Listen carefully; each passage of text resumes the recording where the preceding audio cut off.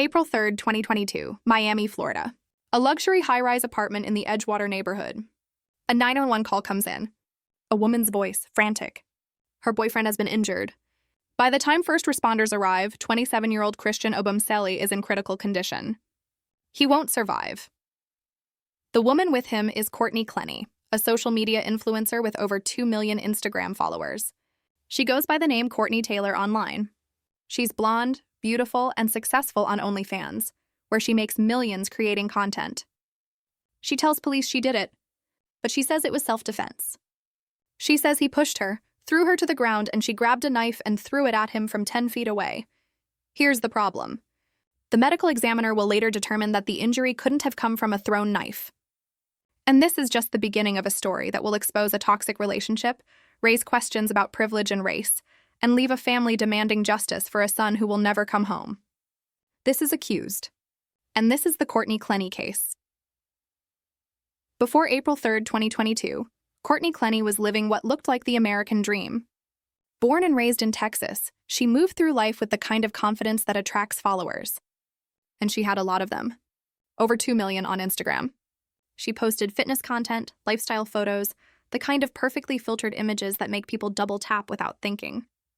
Her online persona was Courtney Taylor, and she was making serious money on OnlyFans. We're talking about the kind of income that buys luxury apartments and funds trips to exotic locations. Courtney wasn't just another influencer trying to make it. She had made it. She was living in Miami, one of the most expensive cities in the country, in a high-rise condo that cost $10,000 a month. She drove nice cars, wore designer clothes, and presented herself as someone who had everything figured out. But if you looked closer, if you scrolled through her social media in the months before Christian's passing, you might have noticed something. Deleted posts. Cryptic messages. Little cracks in the perfect facade. Now let's talk about Christian Obumseli. Christian, who went by Toby, was 27 years old. He was born in Nigeria and came to the United States with his family as a child. They settled in Texas, where Christian grew up. He was the kind of person people describe as warm, funny, the life of the party. His family says he had a bright personality and a strong religious faith. He graduated from Texas A&M University Commerce, where he studied health sciences. After college, he worked in healthcare and later moved into business, working as an account executive and getting involved in cryptocurrency trading. Christian and Courtney's relationship began sometime in 2020, likely around November of that year. Friends say they met in Austin, Texas, where both were living at the time. Some accounts suggest they connected after a group trip to Tulum, Mexico. What's clear is that by late 2020, Christian had moved into Courtney's penthouse apartment at the Berkshire Riverview in South Austin. And almost immediately, according to neighbors, things were not right. Aiden Nesvisky lived one floor below Courtney and Christian's penthouse in Austin. He would later describe what it was like living beneath them, shouting, slamming doors, breaking glass, the sounds of people fighting. This wasn't occasional. This was frequent. Nesvisky says he heard these sounds starting just a few months after Courtney moved in, and Christian joined her. In the summer of 2021, something happened that Nesvisky still talks about. During one of their fights, a painting fell from Courtney's balcony and landed on his 10th floor balcony below. It was a tiger painting, about 2 feet by 3 feet. Someone had thrown it off the balcony during an argument. Nesvisky kept it. His roommate still has it in a storage locker. It's evidence of just how troubled things had become. Multiple neighbors who lived in the same complex paint a similar picture. They describe a couple who could be friendly and pleasant when things were calm, but who got into screaming matches in their apartment and in common areas. And here's what multiple witnesses say. Courtney was often the aggressor in these fights. One neighbor described seeing Courtney hit Christian in common areas. Another neighbor saw Courtney pull Christian away from group dinners and outings to fight with him, screaming while he tried to calm her down. Friends of the couple tell similar stories. One friend, who knew them in Austin, says Courtney would disappear during group events and text Christian to come meet her, and they would find them arguing, with Courtney screaming. This friend also noted that Courtney seemed to be under the influence of alcohol or other substances frequently. In fact, Courtney had 2 DWI arrests in Texas. Her first was in 2015 when she was just 18 years old. She served 3 days in jail. The second was in September 2020. She crashed a white Mercedes into another car. Police found a partially empty bottle of tequila in the front seat. Her blood alcohol content was 0.30. more than 3 times the legal limit. That case was still pending when Christian passed away. In January 2022, Courtney and Christian moved from Austin to Miami. They rented a luxury condo in the Edgewater neighborhood. The building management would later say they documented so many incidents of arguing, including complaints from tenants 2 floors above the couple, that they were preparing to evict them. Police were called multiple times. And then in February 2022, something was captured on camera that would later become central to the prosecution's case. Elevator surveillance footage from their Miami building shows Courtney attacking Christian. In the video, she repeatedly hits him and pulls his hair while he tries to restrain her. He doesn't fight back. He holds her arms, trying to stop her from hitting him. This is 2 months before the incident that would take his life. It shows what friends and neighbors had been saying all along. The conflict in their relationship was real, and Courtney was often the one being physical. Now, Courtney's defense attorney, Frank Prieto, has acknowledged that the conflict in the relationship may have gone both ways. But he maintains that Christian was the aggressor toward Courtney, that he manipulated her and would provoke her until she reacted, then record her outbursts to use against her later. The defense claims Christian was the real problem, and that Courtney was defending herself throughout their relationship. But here's what we know from multiple sources. 11 minutes before Courtney called 911 on April 3rd to report that Christian was in critical condition, a neighbor had already called 911 to report a disturbance at their apartment. Whatever happened in those 11 minutes, it ended with Christian Obumseli losing his life on the floor of their luxury Miami condo. Before we go further into what happened that day, if you're finding this case as compelling as I did when I first started researching it, make sure you hit that subscribe button for Accused. We dive deep into the psychology behind the crime every single week, looking at cases that make us question everything we think we know about guilt, innocence, and justice. April 3rd, 2022. It's a Sunday afternoon in Miami. At approximately 4:33 p.m., a neighbor in the One Paraíso luxury apartment building calls 911. They're reporting a disturbance coming from Courtney and Christian's unit. Shouting, the sounds of a fight. At 4:44 p.m., 11 minutes later, Clenney calls 911. Her voice is frantic. Christian has been injured. He's in critical condition. Police and paramedics arrive at the scene. Christian Obumseli is on the floor with an injury to his chest. He's conscious but fading. Courtney is there. Body camera footage from the responding officers shows Courtney giving her account of what happened. She tells them that Christian pushed her. He threw her to the ground. In response, she grabbed a knife and threw it at him from about 10 feet away. She says it was self-defense. She says he had been hurting her. Christian is rushed to Jackson Memorial Hospital. But the injury is too severe. Despite efforts to save him, Christian Obumseli passes away. He's 27 years old. His 28th birthday is just days away. The Miami-Dade County medical examiner performs an autopsy. Their findings are critical. The medical examiner determines that this injury could not have been caused by a knife thrown from 10 feet away. The angle, the depth, the force all indicate close-range contact. But here's what happened next. Despite these findings, despite the medical examiner's conclusion, Clenney was not arrested. She was questioned. She gave her statement. And then she was released. She was taken to a hospital under the Baker Act, Florida's law that allows for involuntary psychiatric evaluation. But she was not charged with a crime. Christian's family learned about what happened in the most horrible way imaginable. The medical examiner called them asking for permission to donate his organs. That's how they found out their son, their brother, was gone. His brother Jeffrey flew in from Texas. Christian's cousin Karen spoke at a press conference days later. She said devastation didn't even begin to describe what the family was feeling. They had to tell their 93-year-old grandmother that her grandson, who was supposed to come home for his birthday, would never be coming home again. The family hired attorney Larry Hanfield. They demanded answers.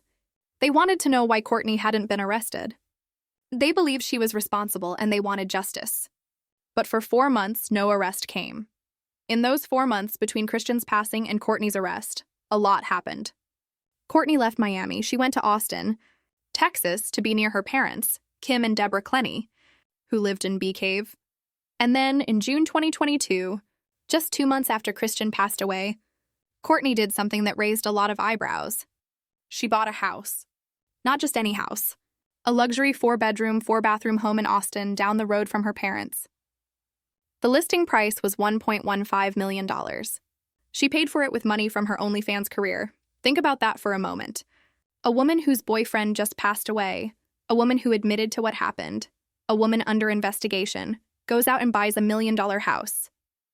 Her father would later testify that she moved to Austin to be closer to family. But to Christian's family and to many people watching this case, it looked like someone who wasn't worried about consequences. It looked like privilege. In early August 2022, Courtney checked into a rehab facility in Hawaii. She was reportedly seeking treatment for substance issues and PTSD.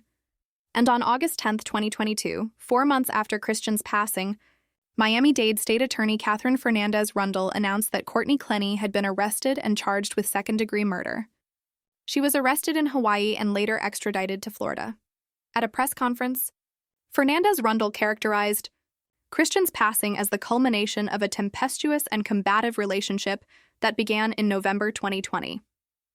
She said the 2-year relationship clearly did not have to end this way, and that Christian was a victim. Surveillance footage from the elevator incident was released to the public, showing Courtney hitting Christian just 2 months before his passing. The reaction was immediate and intense. Many people, particularly in the Black community, pointed out what they saw as obvious racial bias. Christian was a Black man. Courtney is a white woman. Christian's brother Jeffrey said publicly that he believed Courtney was not immediately arrested because of her privilege as a wealthy white woman. Would the response have been the same if the races were reversed? Would a Black woman who was responsible for her white boyfriend's passing be allowed to walk free for 4 months, buy $1 million house, and check into a luxury rehab in Hawaii? These are questions that many people asked, and they're questions that highlight broader issues in how cases are handled differently depending on who the victim is and who the accused person is. Courtney has been held without bond at the Turner Guilford Knight Correctional Center in Miami since her arrest in August 2022. That's over 3 years now. Her trial was initially scheduled for December 2023, but it has been delayed multiple times. As of October 2025, the trial date has been pushed back again, and no new trial date has been set. The delays in Courtney's trial aren't random. They're the result of a series of legal battles that have complicated this case even further. Let's break down what's been happening. In January 2024, Courtney's parents, Kim and Deborah Clenney, were arrested in Austin, Texas. They were charged with unauthorized access to a computer, a felony. The accusation was that they tried to hack into Christian's laptop after his passing. According to arrest warrants, after Christian passed away, many of his belongings were taken from the apartment and never returned to his family or estate. Investigators believe Courtney gave Christian's laptop to her parents sometime between the incident and her arrest. Text messages recovered by detectives showed Kim Clenney writing to someone on September 26, 2022, saying he would be sending laptop PIN ideas so they could try them. The prosecution argued that the family was trying to access Christian's computer to find information that might help Courtney's defense, or possibly to destroy evidence. But here's where it gets complicated. During their investigation into the computer hacking, prosecutors obtained communications between Courtney's parents and their attorneys. These communications were supposed to be protected by attorney-client privilege. In June 2024, a judge ruled that the state had violated attorney-client privilege when they collected these texts and emails. The charges against Courtney's parents were dropped in July 2024, but the damage was done. Courtney's defense team argued that the prosecutors had not only violated her parents' rights, but had also accessed privileged information about Courtney's defense strategy. They discovered that prosecutors had reviewed an outline of how Courtney's legal team planned to defend the case. In March 2025, the lead prosecutor, Assistant State Attorney Khalil Quinan, stepped down from the case after a judge ruled he could be deposed about the privileged materials he obtained. Quinan said he was withdrawing because if he were deposed, he would become a witness, which would create a conflict. Courtney's defense team has since filed motions to have the entire Miami-Dade State Attorney's Office disqualified from the case. They argue that the violations were so serious that no one from that office should be allowed to prosecute Courtney. They also claim that prosecutors destroyed evidence and failed to disclose witnesses. Specifically, they allege that the first person to respond to the apartment after the incident, a civilian witness, was ordered by police to delete all recordings he took of the scene. This witness testified that he was told to delete videos and photos, which could have been crucial evidence. As of October 15, 2025, the trial that was scheduled to begin on December 1st has been postponed again. Both prosecutors and defense attorneys indicated they were not ready due to several pending motions.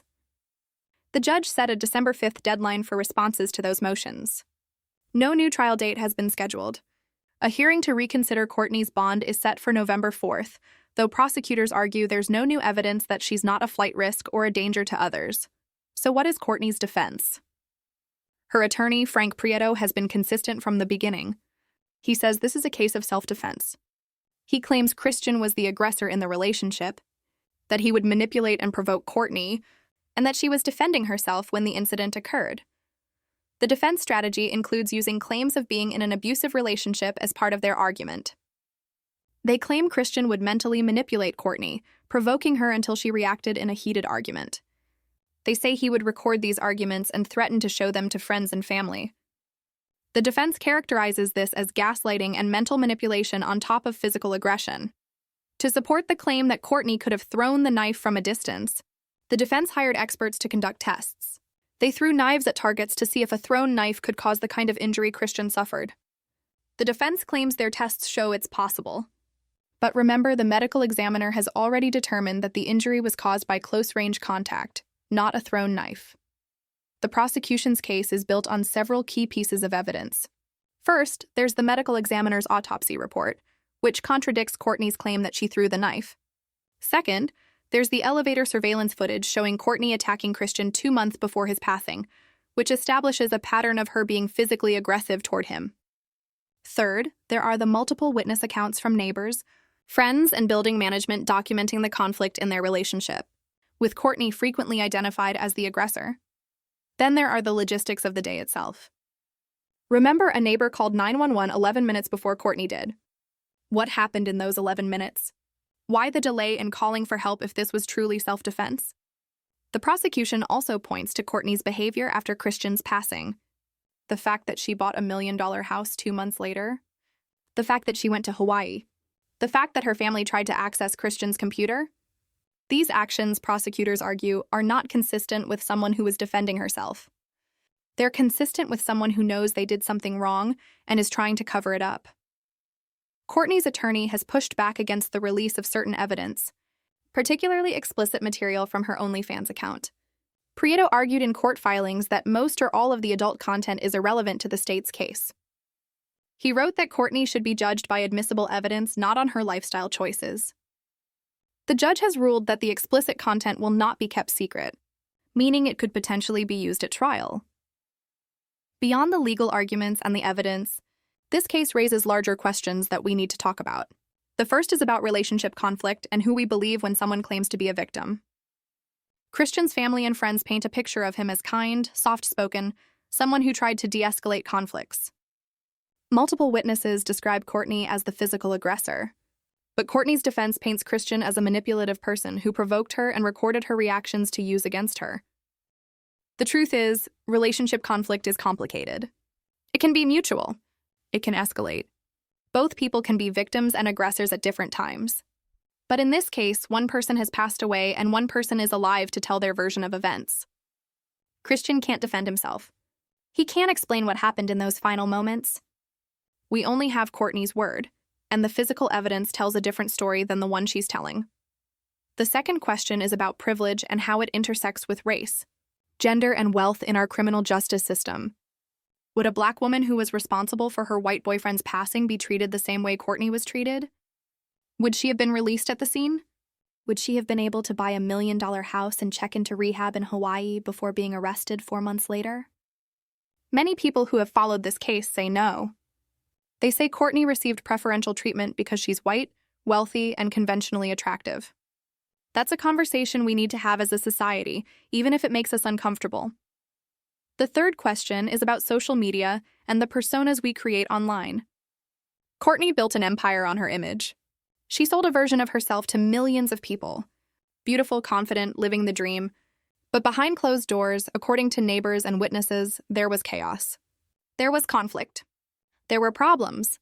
How much of what we see online is real, and how much is carefully constructed fiction? And when someone with a huge platform is accused of a crime, how does that fame affect the case? Does it help them or hurt them? As of October 2025, Courtney Clenney remains in jail without bond. She has now been incarcerated for over 3 years, longer than many people serve for actual convictions. Her trial keeps getting delayed, and with all the legal complications around the prosecutor's access to privileged information, it's unclear when she'll actually face a jury. Christian's family continues to wait for justice. His brother Jeffrey, his cousin Karen, his parents, they've had to live with this loss for over 3 years. They laid Christian to rest at Westland Memorial Park in Dallas, Texas. He never made it to his 28th birthday. He never got to achieve the goals and aspirations his family says he had. His life ended at 27, and his family will never get him back. The legal system is supposed to give both sides a fair trial. Courtney is entitled to a defense. She's entitled to challenge the evidence and present her own case. But at some point, justice delayed becomes justice denied. Christian's family has waited over 3 years for their day in court. They deserve to see this case resolved. When the trial finally happens, and it will happen eventually, a jury will have to answer some difficult questions. Was Courtney defending herself, or was this a moment of rage that turned fatal? Was Christian an aggressor, or was he a victim? Can both things be partially true? What happened in those 11 minutes between the neighbor's 911 call and Courtney's? The Courtney Clenney case is one of those stories that makes you think about everything we believe about relationship conflict, about privilege, about justice. It's easy to look at the Instagram photos and the OnlyFans success and make assumptions. It's easy to look at the elevator video and think we know exactly what happened. But real life is messier than that. What we do know is this. Christian Obumseli was a real person. He was a son, a brother, a friend. People loved him. He had a future. And on April 3rd, 2022, that future ended. He passed away in a luxury Miami apartment. The woman he loved admitted to what happened. Whether it was self-defense or something else, that's for a jury to decide. But while we wait for that trial, we can't forget about Christian. We can't let him become just another headline, just another case number. He was 27 years old. He should still be here. This case reminds us that relationship conflict doesn't discriminate. It happens in luxury apartments and trailer parks. It happens to men and to women. It happens in relationships that look perfect from the outside. And sometimes it ends in ways that could have been prevented if anyone had intervened earlier. If you or someone you know is experiencing relationship conflict or feels unsafe, please reach out for help. The National Domestic Violence Hotline is available 24/7 at 1-800-799-SAFE. That's 1-800-799-7233. You can also visit thehotline.org. Everyone deserves to be safe. Thank you for watching this episode of Accused. If you want to stay updated on this case and others like it, make sure you're subscribed to our channel. We'll bring you updates as Courtney Clenney's trial progresses and as more information comes to light. Until next time, stay safe, stay aware, and remember that behind every true crime story, there are real people whose lives have been forever changed. This was Accused. I'll see you in the next one.